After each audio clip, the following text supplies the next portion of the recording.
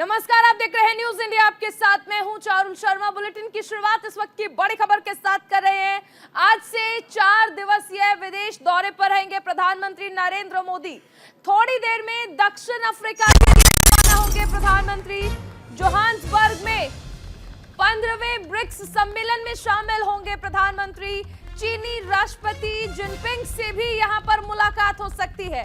25 अगस्त को ग्रीस भी जाएंगे पीएम मोदी। बड़ी खबर आपको बताई जा रही है, दक्षिण अफ्रीका के जोहान्सबर्ग में आज से ब्रिक्स शिखर सम्मेलन का आगाज हो रहा है। 15वें ब्रिक्स शिखर सम्मेलन में शामिल होने के लिए प्रधानमंत्री नरेंद्र मोदी आज जोहान्सबर्ग के लिए रवाना होंगे। ब्रिक्स में ब्राजील, रूस, भारत, चीन और दक्षिण अफ्रीका शामिल है, जो दुनिया की 1/4 अर्थव्यवस्था का प्रतिनिधित्व करता है। रूसी राष्ट्रपति व्लादिमीर पुतिन ब्रिक्स सम्मेलन में वर्चुअली शामिल होंगे, जबकि रूसी प्रतिनिधि मंडल का नेतृत्व विदेश मंत्री सर्गेई लावरोव करेंगे। ब्रिक्स बैठक खत्म करने के बाद प्रधानमंत्री मोदी 25 अगस्त को ग्रीस की यात्रा करेंगे। ब्रिक्स सम्मेलन में शामिल होंगे प्रधानमंत्री नरेंद्र मोदी। आज से 4 दिवसीय दौरे पर रहेंगे।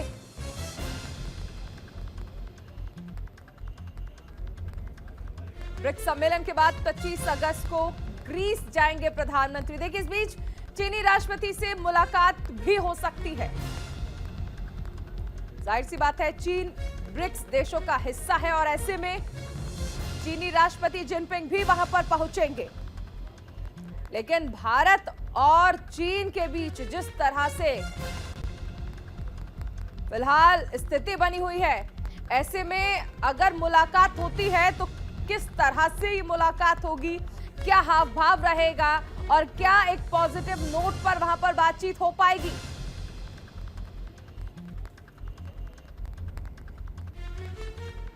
देखिए, पीएमओ की तरफ से ये लेटर जारी करके बताया गया है, प्रधानमंत्री नरेंद्र मोदी के ब्रिक्स सम्मेलन में शामिल होने की जानकारी जो है वो इसमें दी गई है। 4 दिवसीय विदेश दौरे पर रहेंगे प्रधानमंत्री।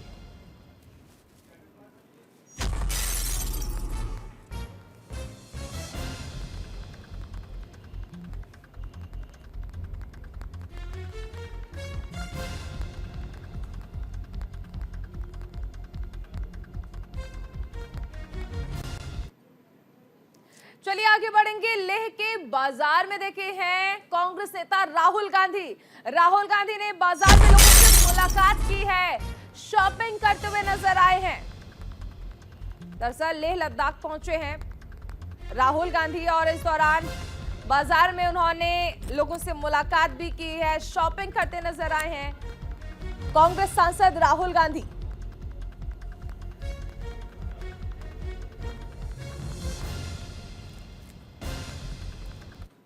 लद्दाख में है राहुल गांधी और हाल में उनकी तस्वीरें आई थी जिसमें वो बाइक से नजर आ रहे थे। फिलहाल अब एक और दिलचस्प तस्वीर जो है आप देख सकते हैं, यहां बाजार में नजर आ रहे हैं राहुल गांधी। लद्दाख से वो तस्वीरें थी जब बाइक पर नजर आए थे। फिलहाल लेह में शॉपिंग करते नजर आए हैं, यहां लोगों से भी उन्होंने बातचीत की है।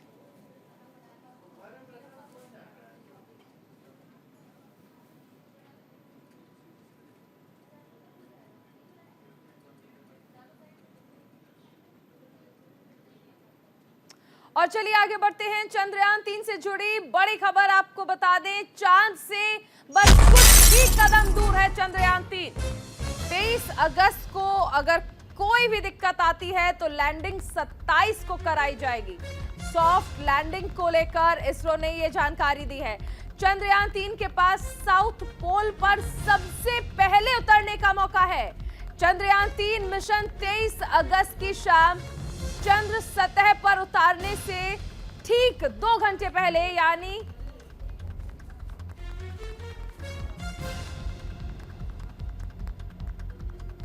तो ठीक 2 घंटे पहले यान को उतारने या ना उतारने पर अंतिम निर्णय किया जाएगा।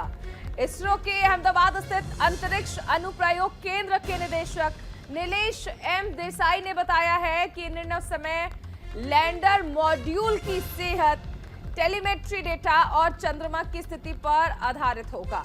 अगर उस समय कोई भी ऐसी वजह सामने आई जो चंद्रयान 3 को उतारने के लिए अनुकूल नहीं लगी तो लैंडिंग को टाला जा सकता है और फिर ये लैंडिंग 27 अगस्त को निर्धारित की जाएगी। अगर कोई समस्या नहीं आती है तो 23 अगस्त को ही ये लैंडर उतारा जाएगा और इतिहास रचा जाएगा।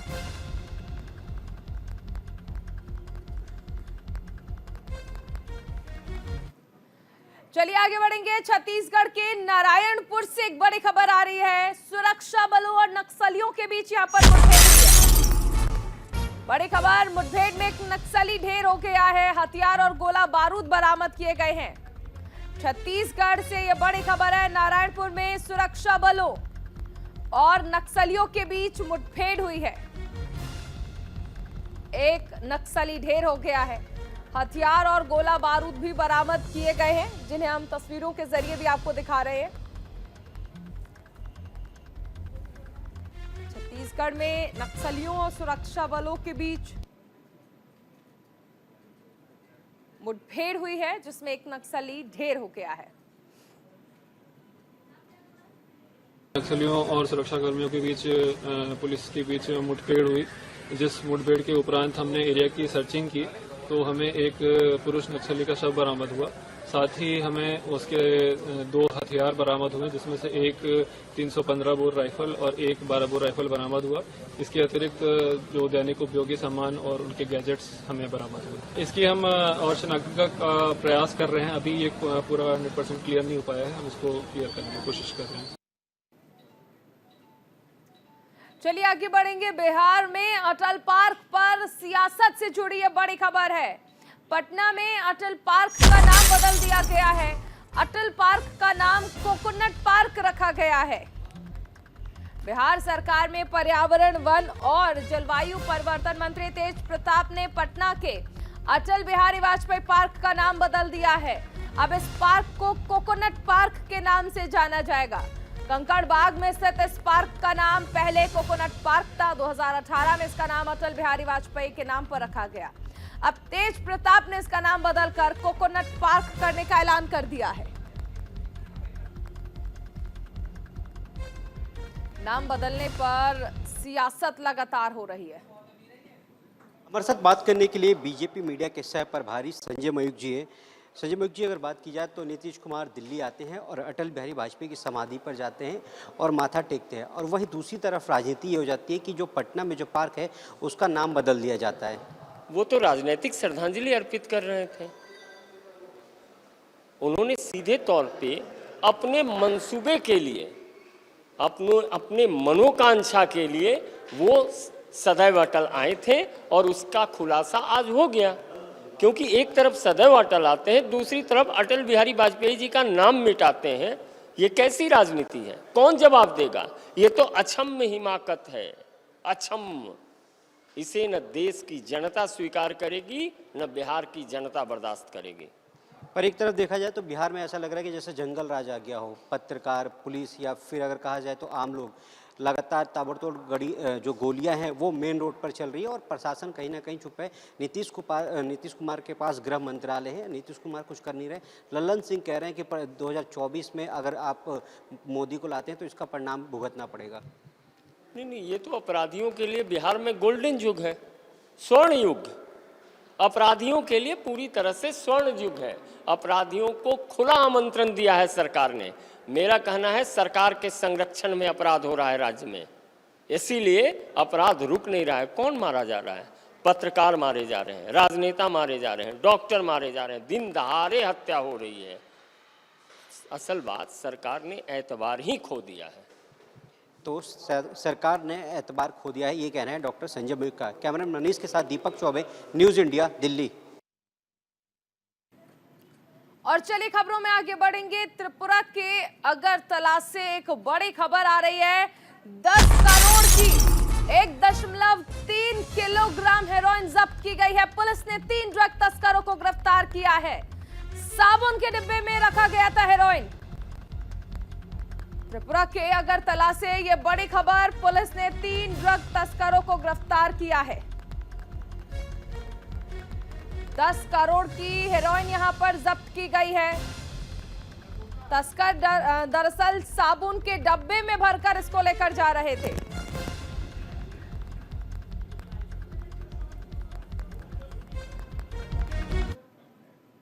अभी रुकेंगे एक बहुत छोटी सी ब्रेक के लिए, आप बने रहिए न्यूज इंडिया के साथ।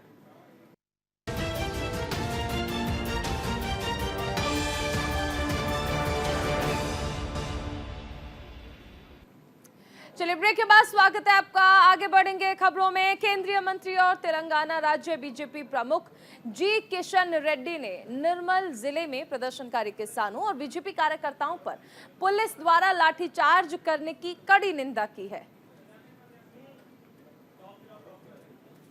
मुख्यमंत्री के चंद्रशेखर राव को चेतावनी देते हुए कहा कि यदि वो लोगों की शिकायतों और मुद्दों का जवाब देने में विफल रहते हैं और प्रस्तावित निर्मल मास्टर प्लान को वापस नहीं लेंगे तो उन्हें भविष्य में रातों की नींद हराम करनी होगी। उन्होंने कहा कि बीजेपी नेता और पूर्व विधायक महेश्वर रेड्डी निर्मल मास्टर प्लान के खिलाफ 4 दिनों से भूख हड़ताल पर हैं। उनका स्वास्थ्य बिगड़ने पर भी सरकार ने कोई प्रतिक्रिया नहीं दी। इस पृष्ठभूमि में बीजेपी कार्यकर्ताओं ने निर्मल बस स्टैंड क्षेत्र में इस मुद्दे पर राज्य सरकार से जवाब मांगने के लिए विरोध किया। हालांकि मुद्दों को संबोधित करने के बजाय राज्य सरकार ने पुलिस का इस्तेमाल किया और विरोध करने वाले बीजेपी कार्यकर्ताओं और किसानों पर लाठीचार्ज किया।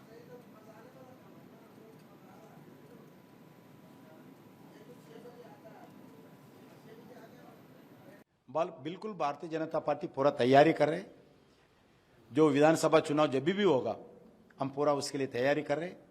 हम भारतीय जनता पार्टी हर पोलिंग बूथ पे हम जाके हमारा खटी पोलिंग बूथ कमिटीज नियुक्त कर रहे। आदरणीय हमारा पार्टी सीनियर नेता भारत का होम मिनिस्टर अमित शाह जी इस महीने 27 को खम्मम आने वाला है। खम्मम में एक बड़ा किसान सम्मेलन इस संदर्भ में हम आयोजित कर रहे हैं। निर्मल में 5 दिन से हमारा भूतपूर्व विधायक हमारा पार्टी का नेता महेश्वर रेड्डी जी भूख हड़ताल में बैठे हैं।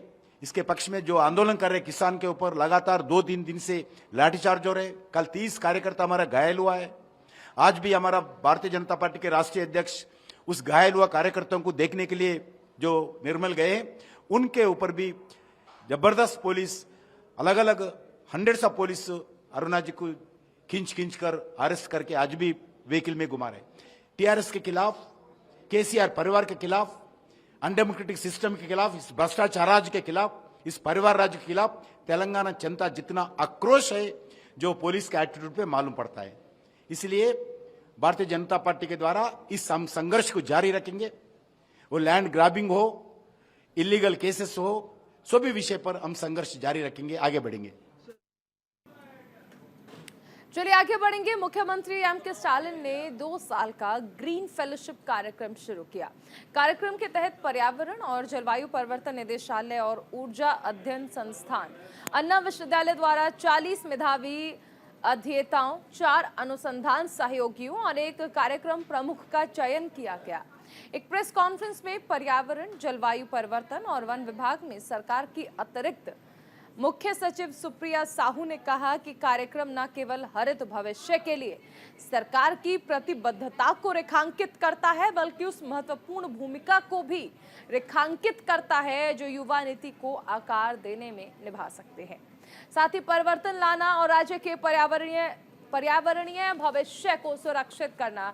चयनित ग्रीन फेलो का कार्यकाल 2 साल का होगा। इस दौरान उन्हें 60,000 रुपए का मासिक वजीफा, जिले के भीतर यात्रा के लिए 15,000 रुपए का यात्रा भत्ता और 1 लैपटॉप मिलेगा। इसके अलावा उन्हें अपने कौशल में सुधार करने के लिए प्रशिक्षण सत्र, कार्यशालाओं और नेटवर्किंग के अवसरों तक पहुंच प्रदान की जाएगी।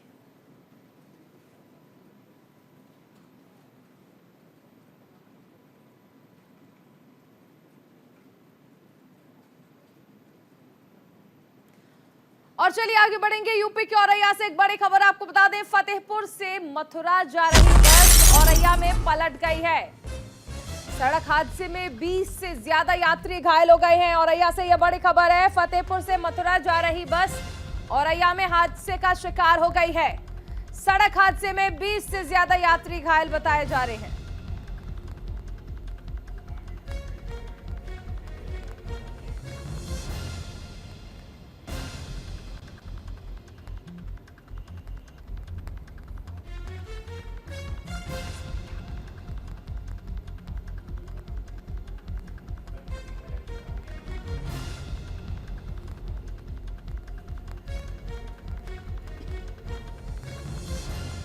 यूपी के औरैया से ये खबर है, जहां पर सड़क हादसा हुआ है। 20 यात्री घायल हो गए हैं। बस के पलटने की वजह से ये हादसा हुआ है। और इस बीच एक बड़ी खबर जम्मू कश्मीर से आ रही है, जहां पर एक बड़ी आतंकी साजिश को नाकाम किया गया है। जम्मू उधमपुर हाईवे पर आईईडी बरामद किया गया है। नगरोटा में हाईवे के पास मिला है टाइमर वाला आईईडी। बड़ी खबर आपको बताई जा रही है, एक बड़ी आतंकी साजिश को नाकाम कर दिया गया है। जम्मू उधमपुर हाईवे पर आईईडी बरामद किया गया है।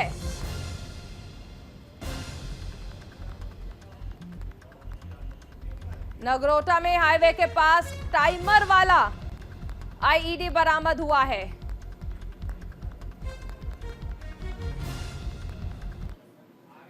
और इसी के साथ इस बुलेटिन में फिलहाल इतना ही। आप बने रहिए न्यूज़ इंडिया के साथ।